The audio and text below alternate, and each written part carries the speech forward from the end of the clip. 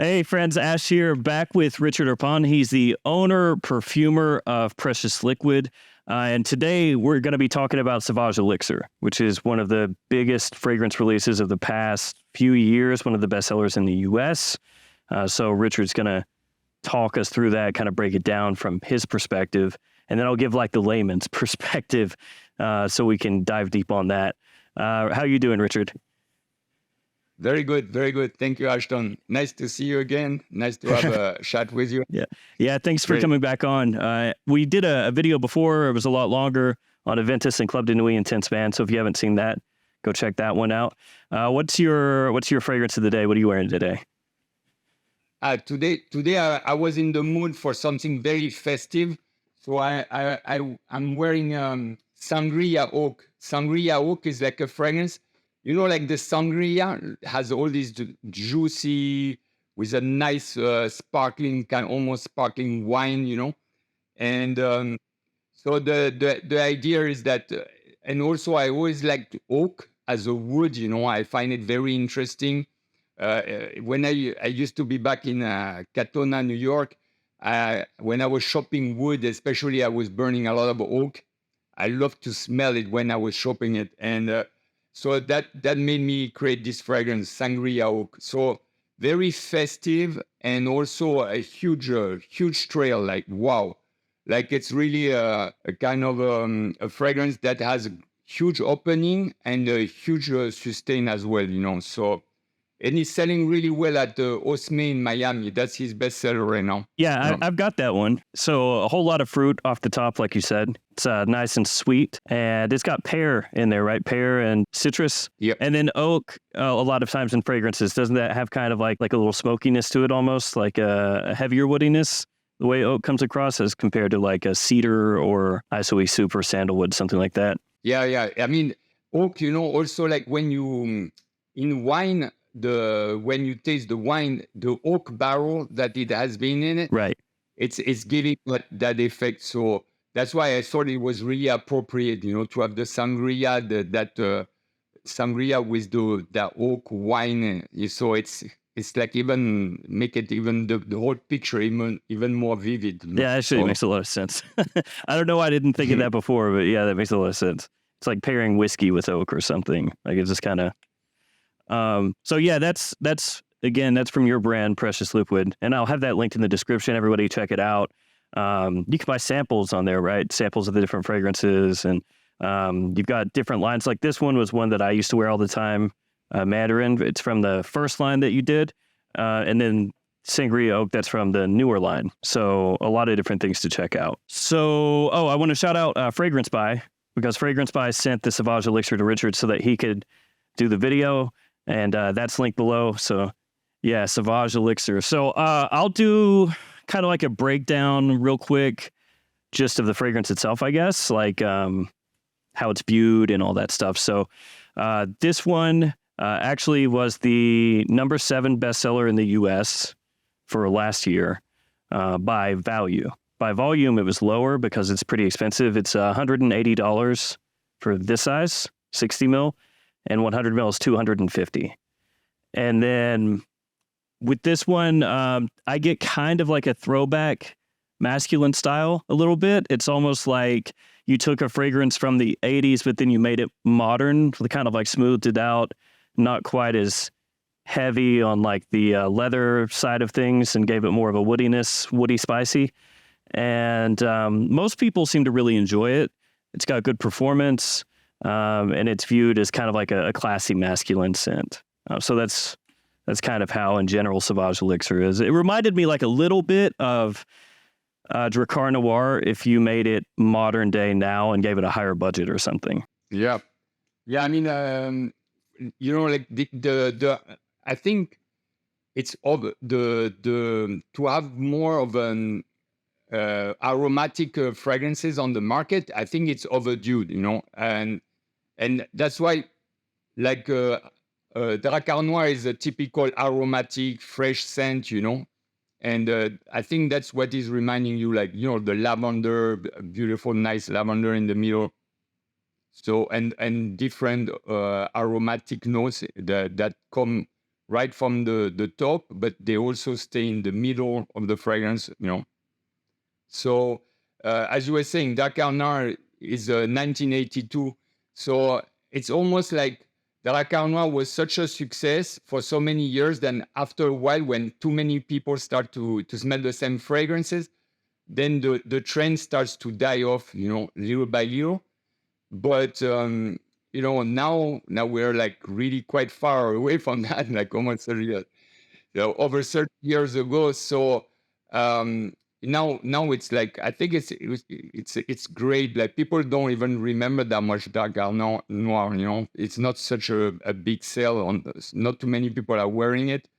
So really, I think it's that was a great. I always loved aromatic fragrances. You know, I find it they are very refreshing, and there's something always classic about it. But it's yeah, you know, classic is good. You know, I mean, I'm a classic guy. I like classic because you never get out of fashion. You know, you buy something classic, you can. It's always okay. You know, and it looks nice. You know, so I think this fragrance, yeah, classic would be the first word that comes to my mind. You know, like when I smell it. You know. Yeah, it's But got in a that good way, in a very good way. that kind of vibe is what it gives off.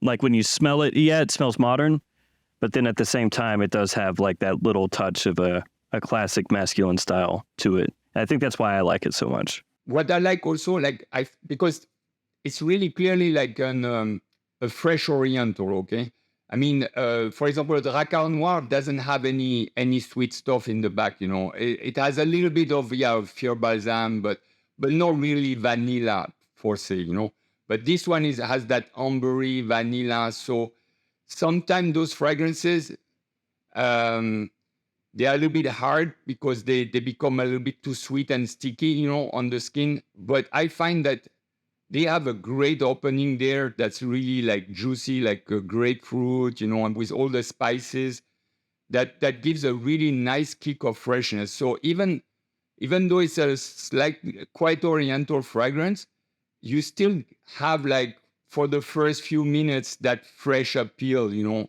to the fragrance. What I find they did a great job at doing that well, you know. So, what kind of jumps out at you? Just, I guess, in the composition of the fragrance, like anything stand out as maybe like the star of the show, or particular things that jump out, or you know, the overall quality of it and all that.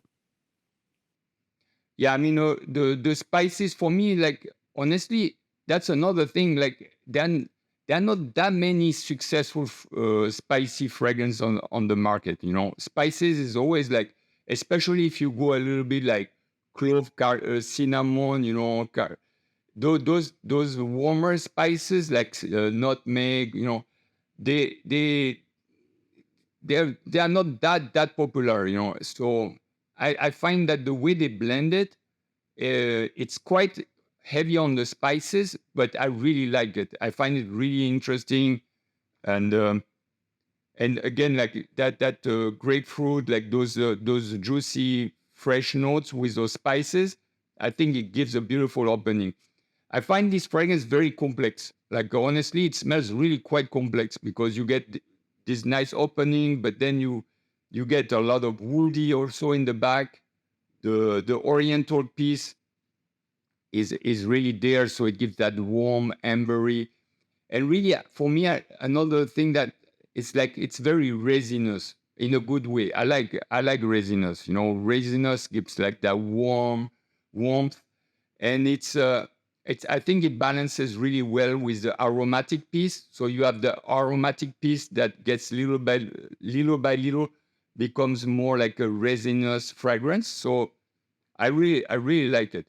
I must say the power is never lacking. You know, from the get go, you get all that blast of freshness, and it's very well blended. You know, so nothing is like really sticking out in a weird way or something. You know, it's very well done. Do you think price wise, where it's at, makes sense based off of, I guess, how it smells in terms of the quality of it? I know that It's kind of subjective also with the pricing.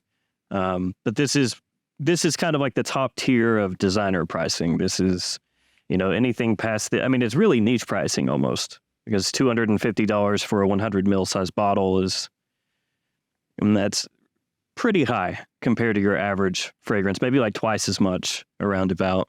Yeah, personally, I believe that it's fair. It's really fair because you have all the woody notes, especially in masculine fragrances. Woody notes are usually where the money is, and I think really there it's very long lasting, and they did not compromise with the high quality of those notes, and they put it in higher amount.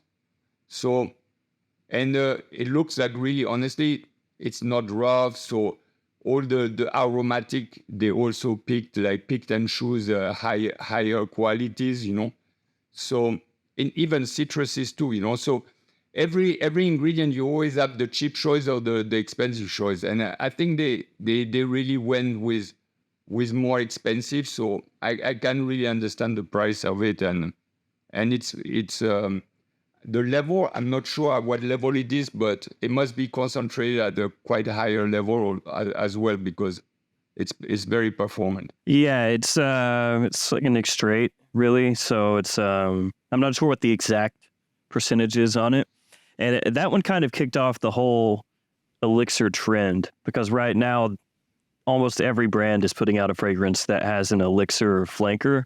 So there's like 1 Million Elixir, Invictus Victory Elixir, the Mall Elixir, just a whole bunch. The Scent Elixir is coming out right now, Bad Boy Cobalt Elixir. So basically this came out, and then it was really popular, and then it seems like everybody clung on to the flanker name. It's like, oh, we got to get an elixir now, which is kind of interesting, but it's something that I guess we've seen before in fragrances, where for a while every designer brand wanted an oud fragrance, and then everybody wanted a blue fragrance after Sauvage and Bleu de Chanel, so everybody came out with like their version, and now it's elixirs. That's kind of like the big thing right now.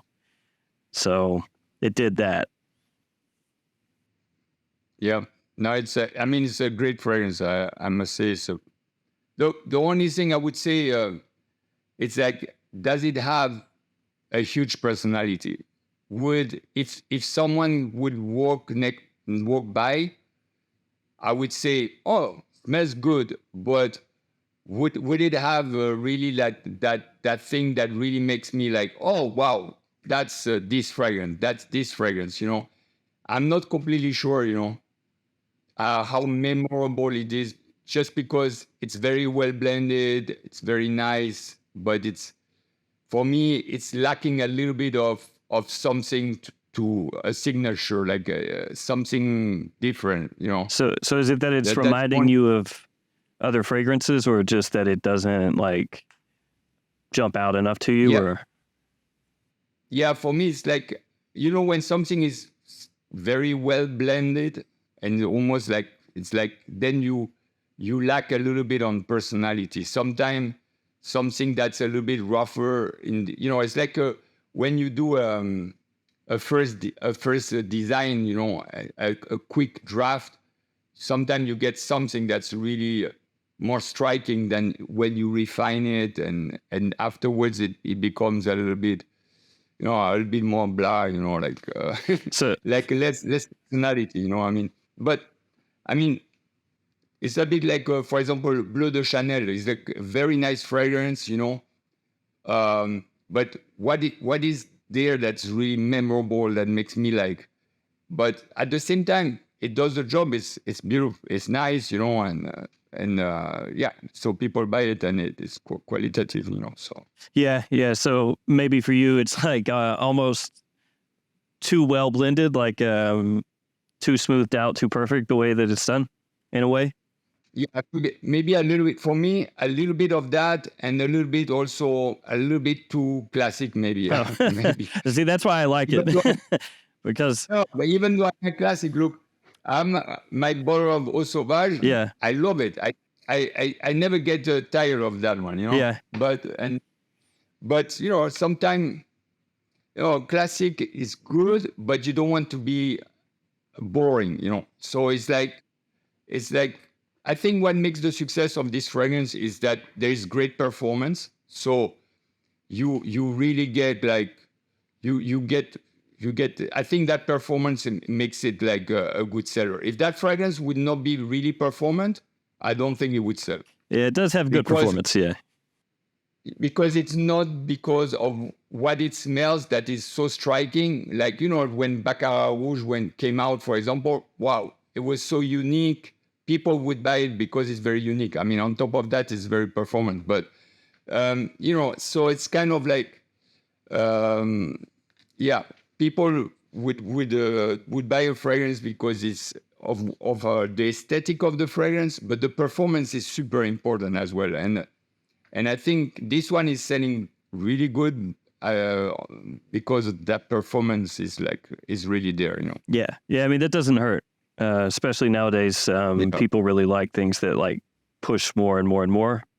So that doesn't hurt at all. I guess for me, this one is really about the nutmeg in the open with cinnamon, and then the lavender giving it that kind of throwback feel. And then in the dry down, that bit of sweetness you were talking about, and it has licorice in there. But to me, the licorice is not really, sometimes licorice has that strong, like it bites your nose, almost like the anise side of it gets to be too much, but it's kind of more on the woody side of things, if that makes any sense at all, the way that I pick it up, I guess. Same to you, or a little bit different, or? Yeah, actually, you know what? It reminds me like a little bit Opium for Men, like the. Oh yeah, the pour homme, the eau de toilette, eau de parfum. Yeah, there was that Opium for Men that Jacques Cavalier did like quite some time ago, and it has a little bit of that, and I understand why, because you get also like all the spices that are in opium. I was trying to find out what it reminded me of, and really I would say that, and also Héritage from Guerlain. You also have this kind of ambery, so it has a bit of. It was reminding me a little bit of that as well, but it reminds me more of actually Opium for Men. I haven't compared the two, but I really like Opium. I've not worn it in a while, but I really like it. So I'm going to have to compare that at some point, kind of. But I think that goes back to what I was saying before, where it has that kind of throwback feel to it, but done in a more modern way, because it reminds you of those fragrances. Those all, to a different extent, have kind of like a classic masculine feel to them compared to what's coming out nowadays. Because I think a lot of fragrances now are pretty heavy on vanilla and things like that. And so this has like bits from the past, but then they sweeten it up and kind of smooth it out and everything to make it more palatable, I guess. Yep. I like the resinous part. What I like the most about this fragrance is the resinous part, the Fear Balsam, like those. I like those type of notes, and labdanum, like I like those. That's what you have in an amber to make it like really like vibrate, because in an amber you have a lot of vanilla, patchouli, and you have different things. But you, I think that's really what I like about it, is this the labdanum and the resinous part of it. I really like about this fragrance. So I guess that's our take on Sauvage Elixir. Do you anything else you want to add in on it? I would say, like, remember the original Polo? It was much greener. Yeah, the original Polo in the green bottle. Yeah, and it was more animalic, more green, and all of that. But somehow there is and it was not as sweet. It was not sweet. But this one, but there was the patchouli, there was the Fear Balsam, there was like. So there are a few elements. So someone who used to like Polo might like this one as well, I think. Yeah, Polo Green was like a big pine and leather fragrance, kind of like that coniferous woody and then masculine leather kind of like combo. My dad used to wear that. I think that a lot of people's dads probably. Yeah, it's a great fragrance. I mean, it was really the classic Ralph Lauren for many years before they came with the blue, the polo blue.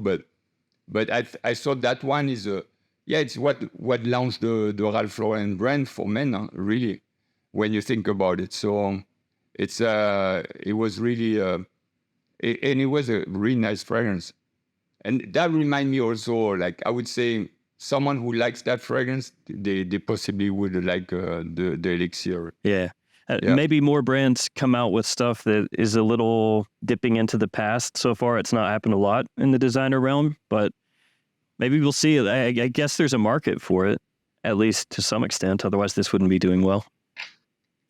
Yeah, and also going back to the Racard Noir, 1982, that was really one of the breakthrough because in the history of perfumery, really you had more like unisex women's scents. The men's fragrances, there were not that many new.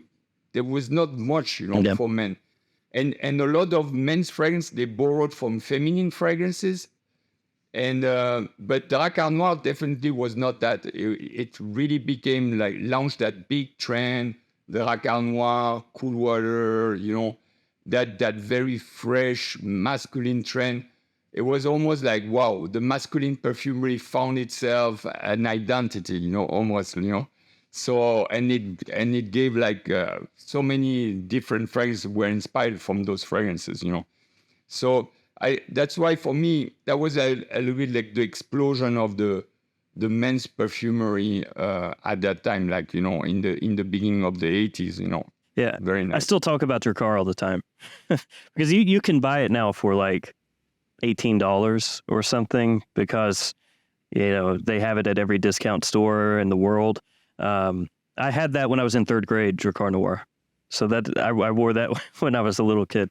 Maybe not a good fragrance for a little kid, but that's what I wore. So, that nice. Type of scent has always been something I like. So that's, again, I think why I like Elixir, because it reminds me of that a little bit. But I guess we'll call it, and then, you'll stop back by and talk about some more fragrances. I have some more ideas for stuff that we can do, which I'll pitch to you and see if you want to do them. But I want to thank you for coming on and talking Elixir with me. And then everybody check out Precious Liquid. Again, it's linked in the description. And they're also for sale at maxaroma.com. So you can check there. And thanks, Richard, for hopping on and for giving us your time. Thank you, Ashton. Always a pleasure. Thanks. See you guys.